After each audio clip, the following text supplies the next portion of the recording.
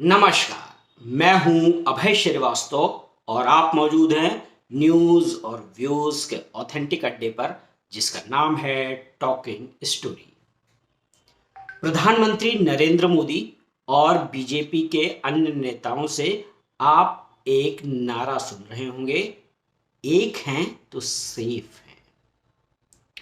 ये नारा क्या सिर्फ एक पॉलिटिकल स्लोगन है जो चुनाव के लिए आया है, या ये युद्ध घोष है, वॉर क्राई है? जब ये नारा बीजेपी लगा रही है, इसको अपना कैंपेन बना रही है, तो उसके परिप्रेक्ष्य में योगी आदित्यनाथ का बटेंगे तो कटेंगे का नारा है। और जब आप बटेंगे तो कटेंगे के नारे को सुनेंगे, तभी आप एक हैं तो सेफ हैं का जो पूरा नारा है उसको, उसके अर्थ को, उसको समझ सकेंगे। और क्यों ये युद्ध घोष है, क्यों ये वॉर क्राई है, इसकी पूरी गंभीरता को आप तोल सकेंगे, समझ सकेंगे। ये एक हैं तो सेफ हैं एक सांस्कृतिक युद्ध है।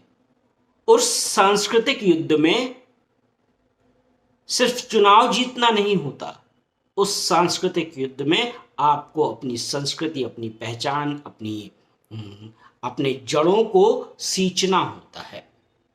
और जब एक हैं तो सेफ हैं का ये नारा आजकल बीजेपी के नेताओं के द्वारा लगाया जा रहा है, तो इस बीच में राजनीति की चर्चा करने से पहले एक जानकारी आपको दे देना चाहता हूं। एक जो इंफॉर्मेशन है वो ये है कि भारत की जो सुरक्षा एजेंसियां हैं, उन सुरक्षा एजेंसियों ने एक एनालिसिस की है। एनालिसिस ये है कि पाकिस्तान और पाकिस्तान ऑक्युपाइड कश्मीर में जो वहां से जो ऑपरेट हो रहे टेरर हैंडल्स हैं, उन टेरर हैंडल्स में जैसे फेसबुक हो गया, एक्स हो गया, टेलीग्राम हो गया, डार्क वेब के जो सोशल मीडिया हैंडल्स हैं, उसमें कम से कम 2000 से ज्यादा पोस्ट ऑफ कंसर्न्स वो भारत की सुरक्षा एजेंसियों को समझ में आया है। और ये 22 गुना इंक्रीज है एंटी इंडिया रेंट में, भारत विरोधी सोशल मीडिया पोस्ट में, करस्पॉन्डिंग ईयर 2023, यानी कि अक्टूबर नवंबर में जो भारत विरोधी एजेंडा चला सोशल मीडिया पर या डार्क वेब पे, वो उसमें 22 गुना की बढ़ोतरी हुई है। कब? अक्टूबर नवंबर में। और जब आप देखते हैं कि ये सोशल मीडिया पर भारत विरोधी गतिविधियां बढ़ी हैं, भारत के खिलाफ एक पूरा षड्यंत्र चल रहा है, तब ये कौन सा दौर है? तब ये दौर है कि हम फिर से देख रहे हैं कि धारा 370 के खात्मे के बाद वहां जम्मू कश्मीर में पहली बार आतंकवादी गतिविधियां बढ़ रही हैं। ये वो दौर है जब माना जाता रहा है कि जो आतंकवाद पर सॉफ्ट रहे हैं, अलगाववाद पर सॉफ्ट रहे हैं, ऐसे लोगों की सरकार जम्मू कश्मीर में है और वहां आतंकवादी गतिविधियां बढ़ी हैं, घटनाएं बता रही हैं। और इसी बीच सिक्योरिटी एनालिसिस में ये बात सामने आई है कि किस तरीके से भारत विरोधी दुष्प्रचार जो सोशल मीडिया पोस्ट है उसके जरिए हो रहा है। और यही मैं एक और खबर आपको बता दूं, जो श्रीलंका की एयरलाइंस है, श्रीलंका की एयरलाइंस ने टूरिस्ट को श्रीलंका में आकर्षित करने के लिए, अपने प्रचार करने के लिए श्रीलंकन एयरलाइंस का, उसने एक जो टारगेट किया है वो रामायणा सर्किट को किया है, जो श्रीलंका के वो प्लेसेस हैं जो जिनका रामायण से ताल्लुक हो सकता है, उनको उसको, उस सेगमेंट को, रामायण को अपने टूरिज्म का हिस्सा बना करके श्रीलंकन एयरलाइंस जो है वो पर्यटकों को अपनी ओर खींचना चाहती है। तो मैं दो कंट्रास्ट देखिए, एक कंट्रास्ट है जहां भारत की संस्कृति पूरी तरीके से नष्ट हो गई, पाकिस्तान और पाकिस्तान ऑक्युपाइड कश्मीर में बैठे हुए आतंकवादियों की संस्कृति, वहां पर भारत विरोधी षड्यंत्र चल रहा है।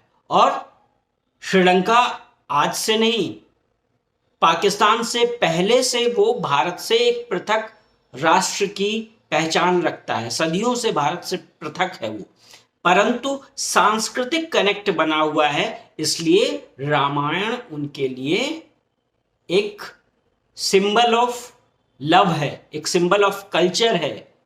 रामायण उनके लिए एक एलियन चीज नहीं है। और इसी कॉन्टेक्स्ट में जब आप भारत में चल रहे एक हैं तो सेफ हैं के इस नारे को आप सुनते हैं, तब आपको समझ में आ रहा होगा कि ये एक हैं तो सेफ हैं दरअसल एक सांस्कृतिक युद्ध घोष है भारत की संस्कृति को बचाने का, भारत की संस्कृति को अक्षुण्ण रखने का, भारत की संस्कृति को जो दूषित करके, ये जो भारत की संस्कृति को हमारे मानस से काट देने की जो मुहिम चली, जाने या अनजाने, ये उसके खिलाफ एक युद्ध घोष है। और इसीलिए भाजपा जब चुनाव प्रचार कर रही है तो भाजपा ने झारखंड में रोटी माटी और बेटी का नारा दिया है, रोटी माटी और बेटी की सुरक्षा का नारा दिया है। और रोटी माटी और बेटी की सुरक्षा का यह नारा कितना महत्वपूर्ण है, इसको इस बात से समझिए कि वहां किस तरीके से संथाल परगना में आदिवासियों की संस्कृति को नष्ट किया जा रहा है, इसकी बातें समझ में आ रही है। संथाल परगना में एक रिपोर्ट बता रही है कि 11,000 मुस्लिम परिवारों के बीच 35 हिंदू परिवारों की स्थिति क्या है, क्यों उनको छठ एक तरीके से छठ मनाने नहीं दिया गया। उनको अगर मुस्लिम क्षेत्र में उनके कुछ खेत हैं तो उनको अपनी ही फसल काटने पर टैक्स देना पड़ता है, घर के बाहर रंगोली नहीं बना सकते, इनकी गाय लूट ली जाती हैं, विवाह में डीजे नहीं बजा सकते, और अगर ऐसा करते हैं तो हिंसा और गाली का सामना करना पड़ता है। और मैं एक और रिपोर्ट देख रहा था जिसमें हिंदू समाज को कुआं नहीं मिलेगा, इस बात पर एक बुजुर्ग की आंखों से आंसू निकल आए। वो आदिवासी बुजुर्ग साफ साफ कह रहे थे कि आदिवासियों को बहकाया जाता है, भगाया जाता है और मुस्लिम और ईसाई उनका धर्मांतरण करते हैं।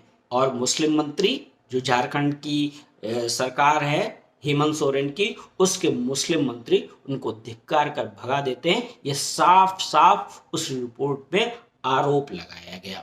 और जब यह आरोप लगाया गया तो ऐसे में ही बटेंगे तो कटेंगे के बीच एक हैं तो सेफ हैं का युद्ध घोष सामने आया है। और मैं हेमंत बिश्वा शर्मा, ठीक है वो पॉलिटिकल व्यक्ति हैं, मगर उन्होंने एक बात कही एक इंटरव्यू में, उन्होंने झारखंड के पाकुड़ का उदाहरण दिया और कहा कि वहां पर 2 दशक पहले हिंदू आबादी 70% थी, आज वो सिमट कर 30% रह गई है। और स्थिति यह है कि वहां के जो सिटिंग एमएलए हैं, बीजेपी एमएलए, वो सिटिंग बीजेपी एमएलए आज चुनाव लड़ने से इनकार कर रहे हैं, क्योंकि उनको पता है कि ये डेमोग्राफी शिफ्ट हो गया है और उस डेमोग्राफी शिफ्ट में उनकी जीत की कोई संभावना नहीं है।